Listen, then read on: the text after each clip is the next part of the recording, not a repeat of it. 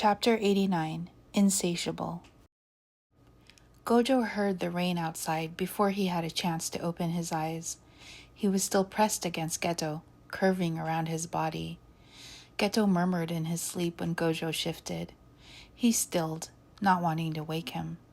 He noticed the heat radiating from Geto's body. I hope he's not coming down with something, Gojo thought. Despite the rainy weather, he was hoping he could take Geto out for a proper date later. It was Saturday, and their weekend was wide open to do whatever they wanted before going back to school on a full schedule. Gojo decided to risk waking him.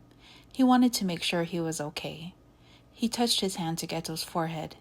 His skin was dry and hot. Huh? Geto mumbled.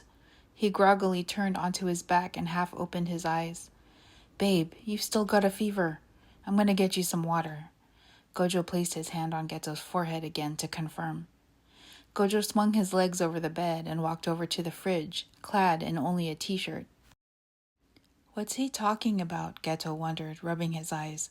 My fever broke already, the one I didn't even know I had. He touched his hand to his forehead. I guess it feels warmer than usual, but I feel fine. Satoru's just being overprotective. This last thought made him smile to himself. He had to use the bathroom and dug underneath the comforter to find his pajama pants shoved to the foot of the bed. He put them on as Gojo returned with a bottle of water. Geto tipped his head back and drank it all in one long gulp. Gojo stood in front of him, watching in mock admiration.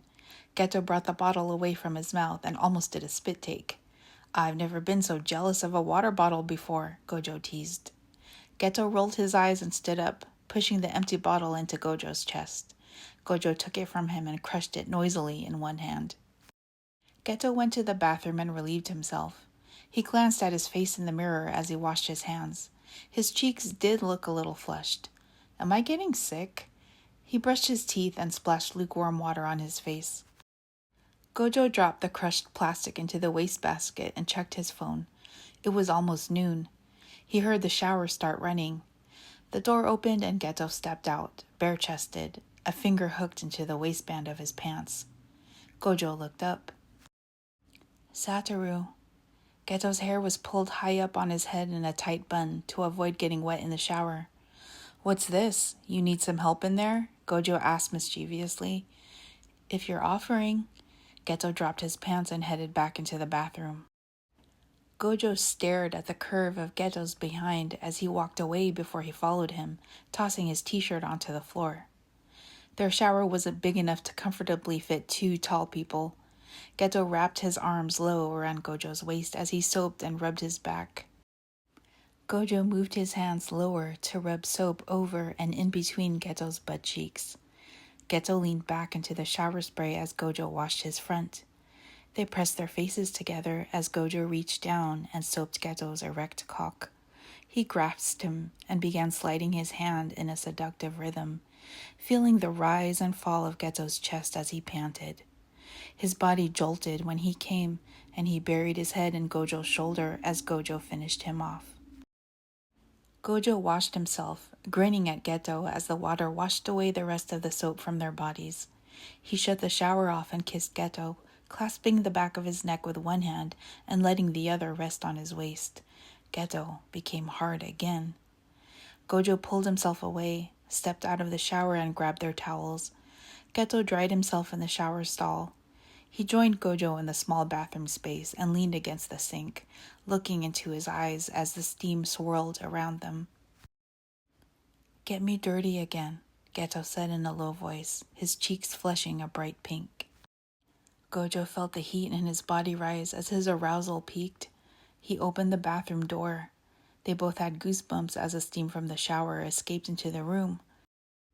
Geto grabbed Gojo's hand and led him back to bed. He didn't even want any foreplay. He rolled onto his stomach and waited for Gojo. Gojo slid his body over Geto's and pushed himself in gently.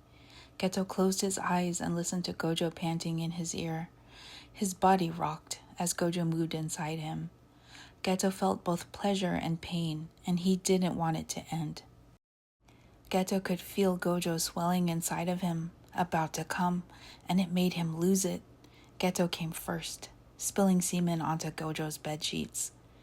Gojo felt Geto's body jerk underneath him, and he bit back a cry as he lost control, coming inside Geto again.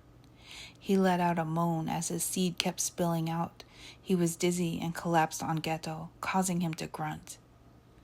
Gojo pulled out and lay beside Geto, trying to catch his breath. Geto felt some of the heat leave his cheeks. He rolled over and held his hand against his face. Gojo saw him check his temperature, and he reached out and touched Geto's cheek.